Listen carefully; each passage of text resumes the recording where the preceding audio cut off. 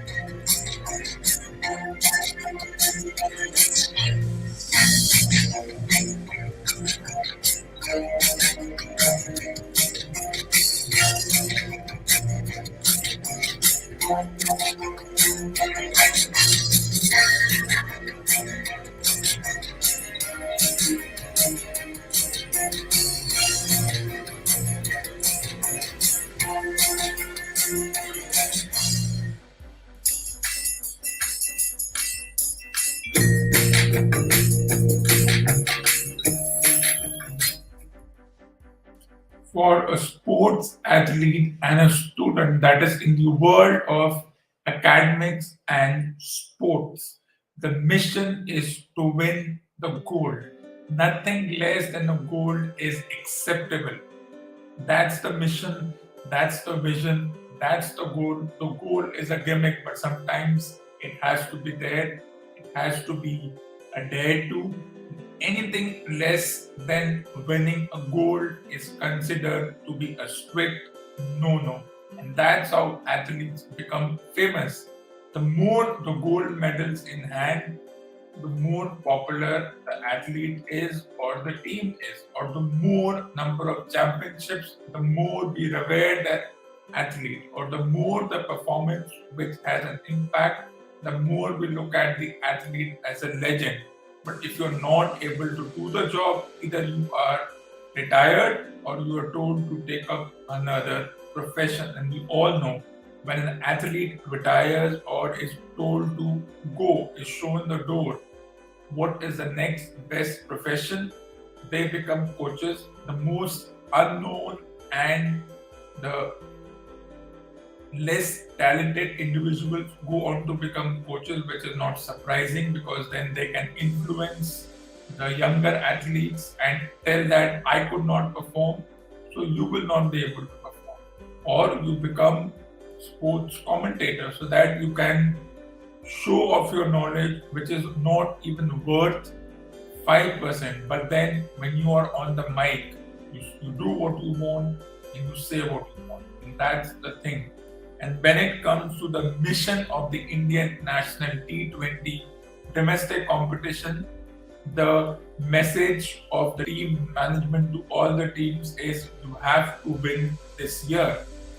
Winning or anything less than a silver medal, that is being runners up, is not acceptable. Even a semi-final position doesn't count. If you don't win, then you don't build up that reputation. You don't build up that reputation. You don't get the kind of accolades you deserve. That's why sports and academics run parallel. If a student gets 90%, they are considered to be smart, knowledgeable, polymaths. If somebody gets 65-70%, they're not even given a mention. That's how the human mind works. Despite the efforts to change things, some things remain the same. And evidence suggests that so far by the performance of the respective teams in this particular competition, and how a few teams have surprised with their performances because they are new and they have nothing to lose, while other teams who have built reputation over the past 15 years have fallen down the barrel or gone to the bottom of the table, literally and metaphorically, for whatever reasons they have. So evidence suggests that, and by logic, that Gujarat, Lucknow, Bangalore and Hyderabad will seal their semi-final spots in the next week. With the tournament reaching the halfway stage and each team completing 7 matches each, the tournament has reached the halfway stage, and Gujarat, Lucknow, Bangalore and Hyderabad will most likely seal the semi-final spots. Though teams like Calcutta, Delhi and Punjab can derail the hopes of the 2 of the 4 teams. Because Gujarat, Lucknow, Bangalore and Hyderabad have reached 10 points on 8 points, and all you need is around probably 14 points to reach the semi-final. It's a long way to go. Anything can happen. The teams on the top can lose a couple of matches, and the teams who are at number 5, number 6 can win a couple of matches and move up the ladder. While teams like Bombay and Chennai, so yesterday's match was heavily criticized by the pseudo experts because it looked as if none of the teams had the confidence. As far as the match was concerned, or the players did not show that kind of enthusiasm or confidence. If that was the case, then neither Bombay or Chennai would have reached 150, which they did after their openers were bowled out for 0. So I think yesterday's match, so I do not agree with the fact that a Bombay-Chennai match should be called an El Clasico in terms of a Real Madrid or a Liverpool, Manchester City, Manchester United kind of a story. But it was, I think, the top match of the entire tournament because it was teams who were not willing to give an inch. If you saw how the match went, it was almost parallel, as if the story was repeated. Bombay lost 2 wickets in the first over, Chennai lost a wicket in the first over, then there was a partnership, then their numbers 3 and 4 got them going, then there was a collapse, then after 15 overs both the team were 100 for 5, then it took the effort of number 7 to get them across the line, and this is what is interesting. Now, every time a certain MS Dhoni, in this case, does what he did yesterday, hits 4s and 6s in the last over, everyone starts jumping as if we haven't seen him do this before, or we are attributing everything to age. I wasn't surprised. For me, it wouldn't have made a difference which team would have won, because eventually Bombay would have got 2 points, Chennai would have remained on 2 points, and Bombay are on 0 points, Chennai get 4 points, and they need to win their last 7 matches to have any hopes of making it to the semi-finals or trying to disrupt the flow of the top 5-6 teams. What will happen in the next few matches? Will Bombay's performance and the players involved affect their international performances? No. You have to compartmentalize. So if you see pseudo experts and pseudo media and print media go after certain players in both the teams because of their performances or lack of performance, I don't think it affects their performance as far as the international part is concerned, because there is no relation between the two. This tournament is for fun, of course. Not, of course, losing a match doesn't really get that kind of confidence, and it puts the team management and the staff in a position where they ask, why is this happening? So sometimes it happens. Next year, maybe Bombay will go on to win their first 7 matches, and some other team will lose their first 7 matches. It can happen. Gujarat and Lucknow, let them enjoy their first year. Though technically, if you look at the teams in Gujarat and Lucknow, none of the players are new in terms of playing cricket and playing this particular tournament. They may be new in terms of the team, as in they haven't played with each other before, but that's hardly the point, because it happens with students. When you go from class 10 to class 11, you have spent time with certain individuals for a long time. For over 7-8 years, you have been with the same group of individuals. When you go to class 11, you may not see them again, as in you may not see them again in your class all the time. Yet with the new batch, with the new group, knowing that you have known them, you get to know them intimately. So I don't think new teams is in terms of the personnel. No, in terms of the personnel knowing each other, maybe.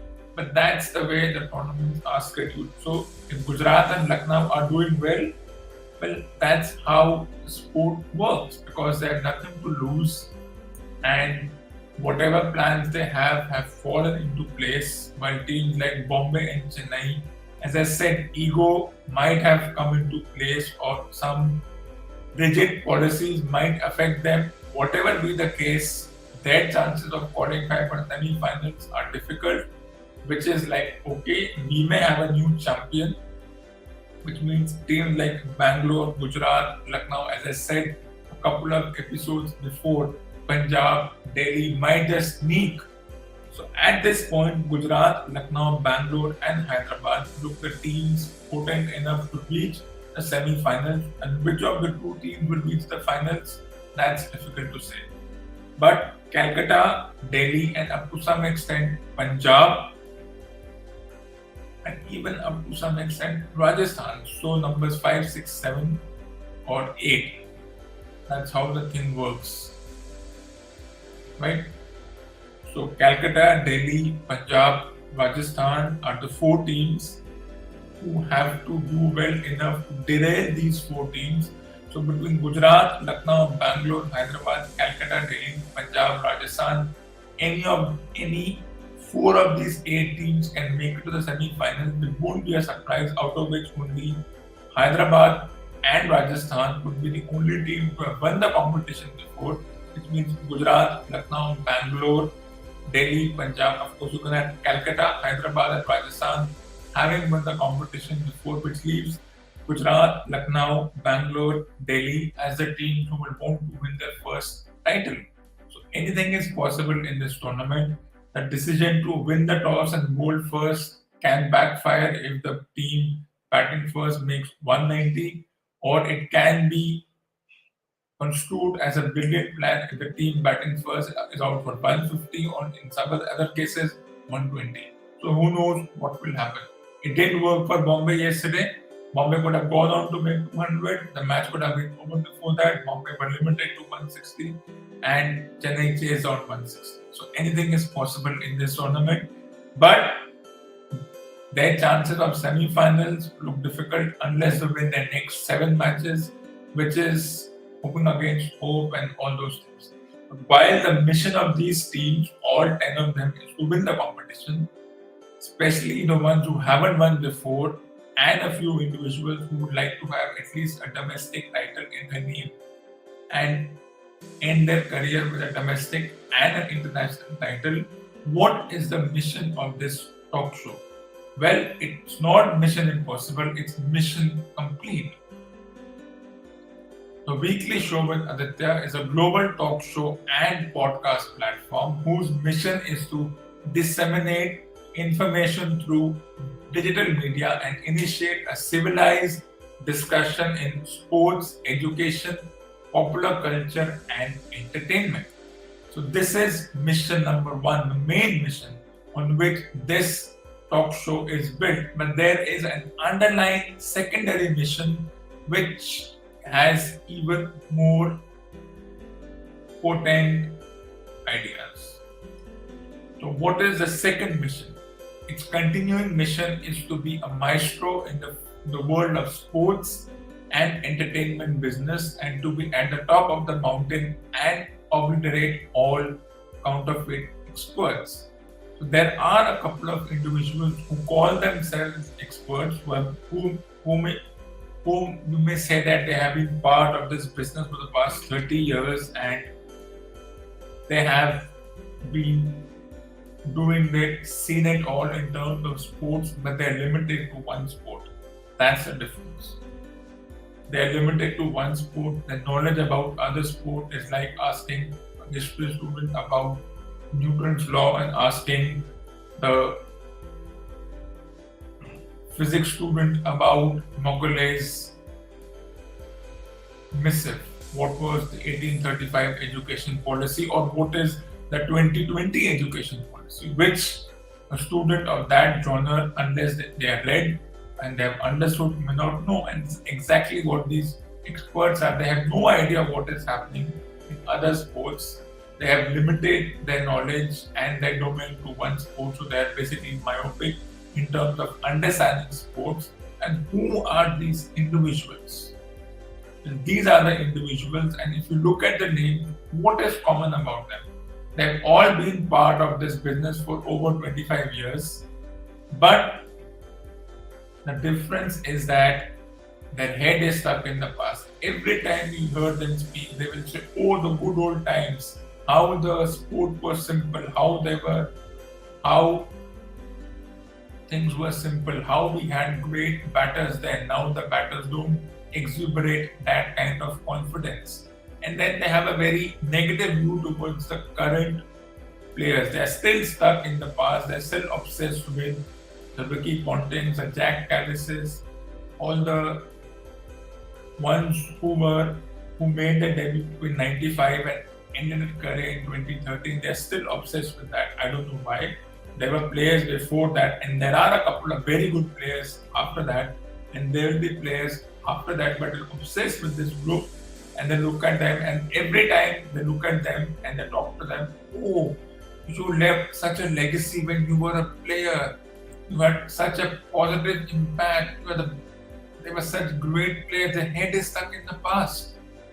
They don't want to move out of it. And then, of course, the T20 competition doesn't get them going. So every time a batter hits a lap shot or pulls a shot, "Wow, look at the talent," as if they haven't seen this before.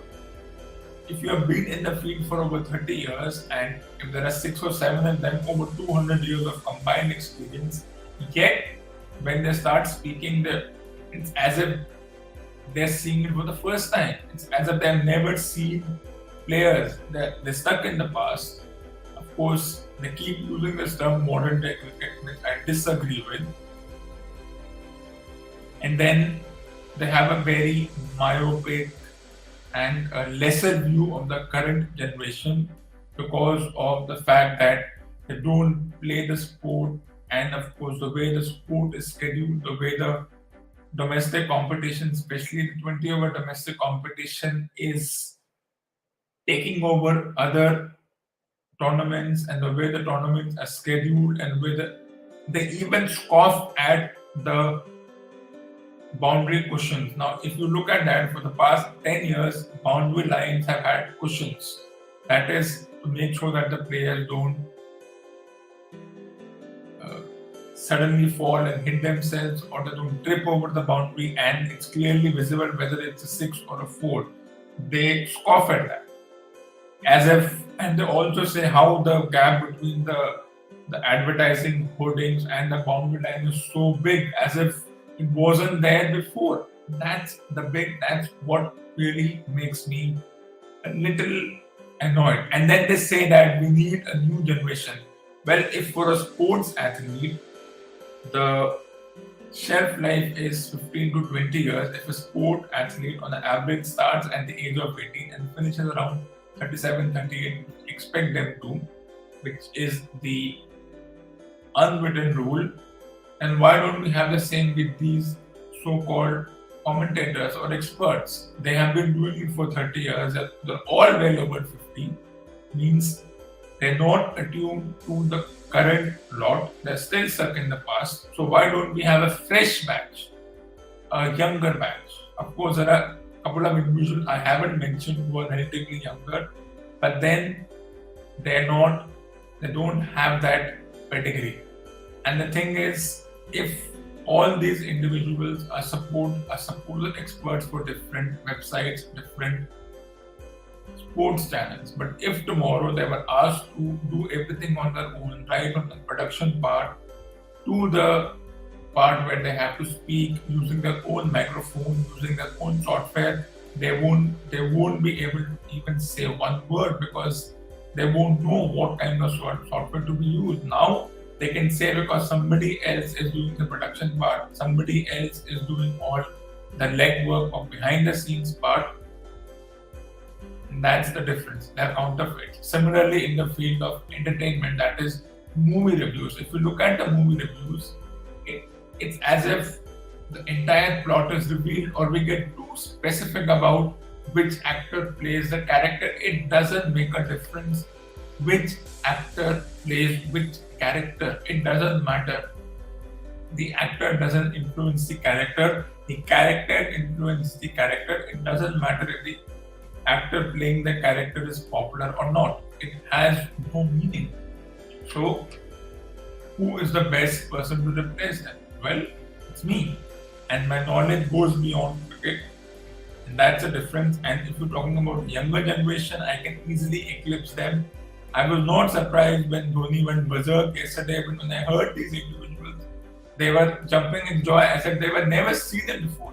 But every time they see it, they start behaving like a petulant child. I was not surprised. It didn't make a difference to me. If Dhoni hadn't been able to do it, everybody would have said, do we need him in the team? Is he aging? Is his reflexes slow? Had he not done it? So it's a big if. Since he did it, he's an age-old wine, which always gets better. The same cliched phrases coming out, or how he's able to take it to the last over, not be under pressure, and smash the ball over 15 runs on the last 4 balls, or 16 runs on the last 4 balls. It didn't surprise me. It could have gone either way. But every time this happens, every time a bowler bowls a bouncer, they start comparing it to the previous generation. Oh, look how you used to bowl. How it's no longer a bowler's game, it's a batter's game. It's as if they haven't adapted to the current time. They're still stuck in 90s and 2000s, as if those eras were good. I don't agree with that. But they're stuck. They're still obsessed with Tendulkar or Ganguly or their counterparts from other teams, as if they saw them as these perfect individuals who never made a mistake in their lives, and say that the current generation is not able to cope up, is not able to sustain that pressure or whatever. I don't know how does it work, but these individuals, it's time for them to go. That's the thing. It's time for them to say, okay, we have been doing it for 30 years, but we haven't adapted to the current times, or we haven't started respecting the current lot, and we have a very myopic view of what the good old times were. There are no good old times, but they have this imaginary thought of a good old times, as if the boundary ropes, the bigger grounds, or I don't know what was that. I don't know. I've seen old matches. I've not seen any difference between how the matches were played then and how the matches are played now. The bowler's job is to take a wicket. The batter's job is to hit 6 and 4s. Sometimes the bowler wins, sometimes the batter wins. That's how the sport is played. Yet, these individuals can't seem to fathom that, can't seem to understand this simple fact. So it's time for these counterfeits to let go in the world of sports and entertainment, and to make way for new, mature and experienced individuals. And what is one more common thing: these same individuals haven't played sport at a higher level. They may have played in some domestic match or in some at the college level. The college level is meaningless. So they're not retired cricketers turned commentators. They are broadcasters turned commentators or some experience in broadcasting. So do I. And yet they continue because they continue to have some kind of influence. But as the saying goes, this has to end. It's time for them to go and time to give way to a new, fresher, more experienced, more mature, and a newer lot.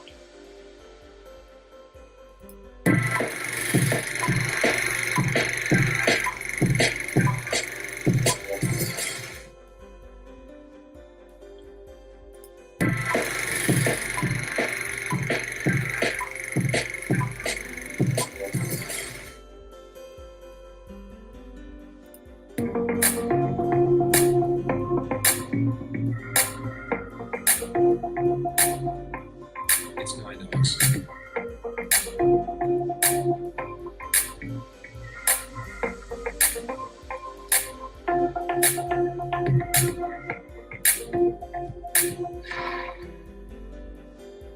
So this ends episode number 511 on the 22nd of April 2022. Stay tuned for the next episode 512 on the 25th of April 2022.